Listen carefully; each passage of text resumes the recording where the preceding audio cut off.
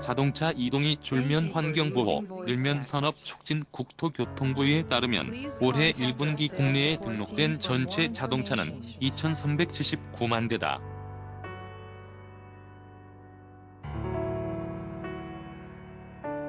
이 가운데 가장 대중적으로 이용하는 승용차는 1,900만 대를 조금 넘는 수준이다.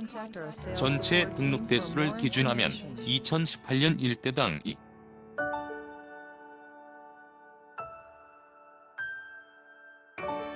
3명에서 2019년에 2.2명으로 줄고 올해는 2.17명 수준까지 도달했다. 일반적으로 자동차 보유 선진국 수준이 1대당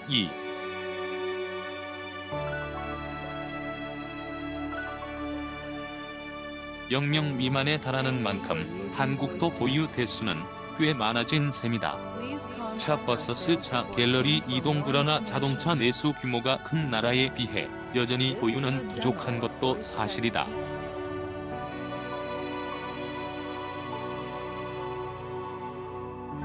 한국자동차산업협회 2018년 기준 세계 자동차 통계 국가별 자동차 보유 대수에 따르면 한국은 인구 1000명당 449대를 보유한 반면 일본은 605대에 달하고 미국은 860대, 캐나다는 657대, 유럽은 평균 612대에 이른다.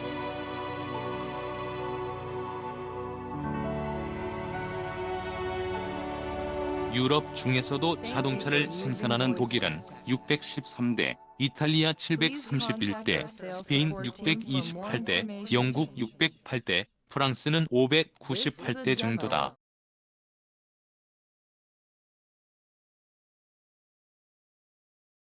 물론 보유 대수는 국가별 1인당 GDP와 연동되기 마련이어서 소득이 높을수록 보유 대수 또한 많다는 게 공통점이지만 한국의 26,000달러 2018년 기준보다 소득이 적은 포르투갈 23,000달러도 1000명당 보유 대수가 우리보다 무려 126대나 많은 575대에 달한다는 점에서 국내 자동차 보유 규모의 확대 가능성은 여전히 높다는 게 일반적인 분석이.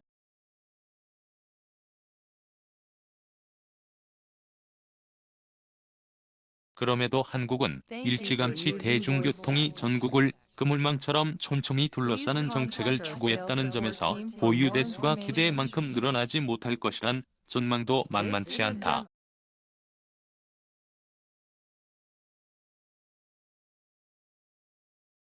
늘어나는 자동차는 여러 문제를 야기하기 마련이다.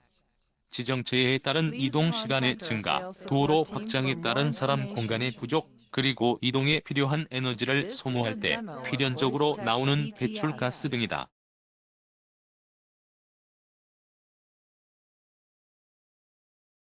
그래서 어떻게든 문제 해결을 위해 지능형 도로 체계를 갖추고 배출가스를 규제해왔다. 심지어 자동차 없는 날까지 제정할 정도로 개인 이동을 억제하되 필요한 경우 대중교통이 그 역할을 대신하려는 정책이 끊이지 않았다. 그런데 이동의 증가가 가져다주는 장점도 만만치 않다. 먼저 이동은 정부의 주요 세금 수입원이다.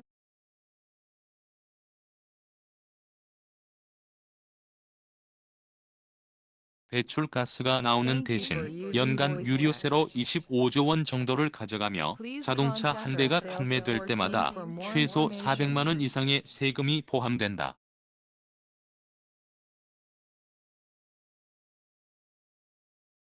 연간 170만 대 가량이 국내에 판매된다는 점을 감안하면 꽤 많은 금액이다.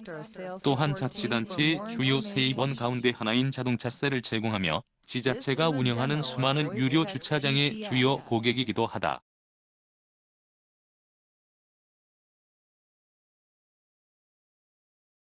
코로나19가 던진 이동에 대한 깊은 고민이다. 권용주 편집위원.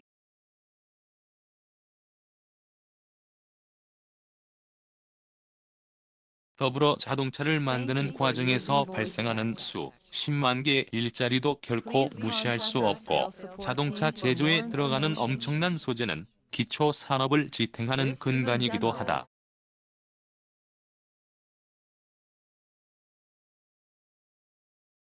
이와 함께 금융에서도 자동차의 역할은 거대하다.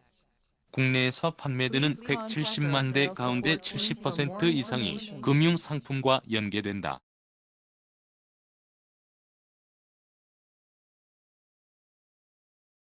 따라서 이자 수입으로 기업을 운영하는 금융사에게 자동차 비중이 낮춰진다는 것은 곧 쇠퇴를 의미한다.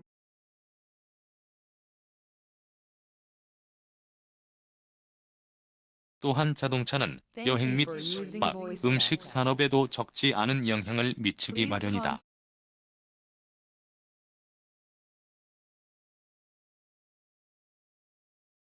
자동차를 이용해 집을 떠나 맛집을 찾고 잠을 자기도 한다. 인간의 최소 생존에 필요한 세 가지로 흔히 의식주로 꼽지만 엄밀하게 보면 이동 또한 생존의 기본 욕구라는 점을 부인할 사람은 없다.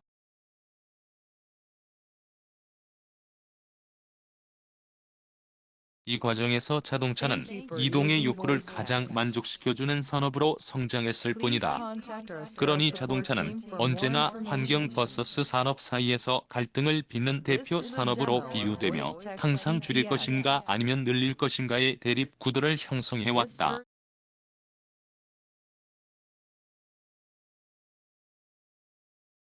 이런 상황에서 코로나19 감염병이 이동을 억제시켰다.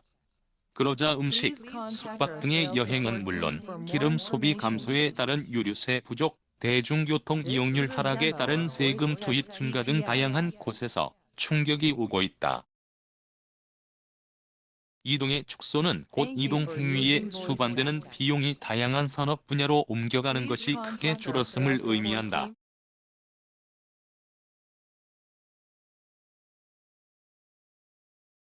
맛집을 찾아가지 않으니 음식점이 어렵고 이동하지 않아 기름 소비가 줄어드니 정유사는 물론이고 정부 또한 유류세 감소로 곤란을 겪기는 마찬가지다.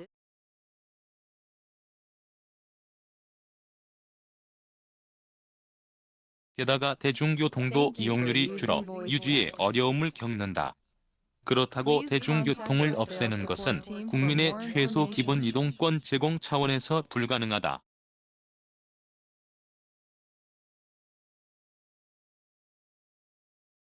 따라서 유지 비용 증가는 곧 세금 투입으로 연결되고 그만큼 국민들의 부담만 늘어날 뿐이다. 그래서 이동은 촉진과 억제 사이에서 늘 아이러니한 상황을 만든다.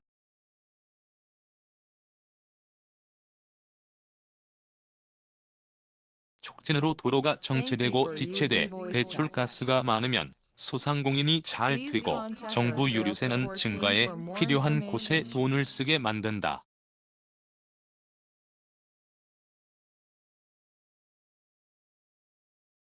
대중교통 유지에 들어가는 세금도 줄어든다.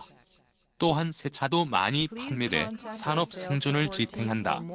반면 억제되면 대기가 맑아지고 이동 시간이 빨라져 배출가스도 줄고 100% 해외에 의존하는 기름 소비도 감소한다.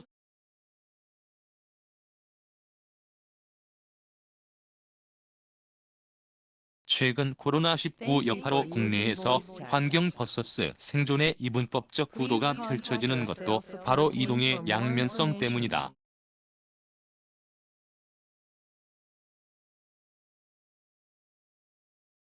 환경을 언급하는 이들은 도로에 자동차를 쏟아내자는 생존의 요구를 무리하게 받아들이는 반면 생존이 절실한 사람들은 이동을 제한하는 모든 장애물을 없애자고 주장한다.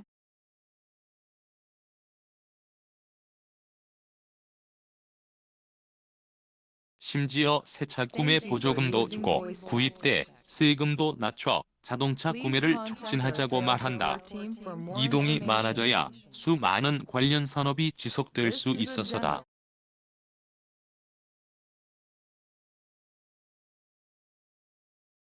구입 때 적게 받은 세금은 이동이 많아질수록 유류세로 되돌아오니 세수도 상쇄할 수 있고 대중교통 이용자도 늘릴 수 있다고 말이다.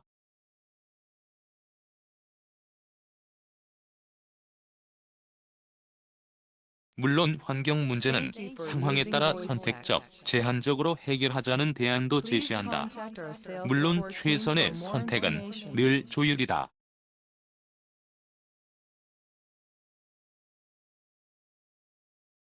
환경도 지키되 생존이라는 산업적 욕구를 충족시키자는 중립적 입장이다. 하지만 코로나19에 따른 산업 충격이 글로벌인 만큼 내수 시각만으로 생존을 바라보는 것은 지나치게 좁은 편견이라는 목소리도 적지 않다.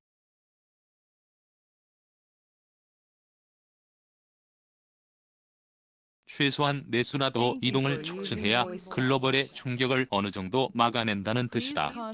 이동의 억제와 촉진, 둘 가운데 현재 우리에게 가장 적절한 선택은 무엇일까?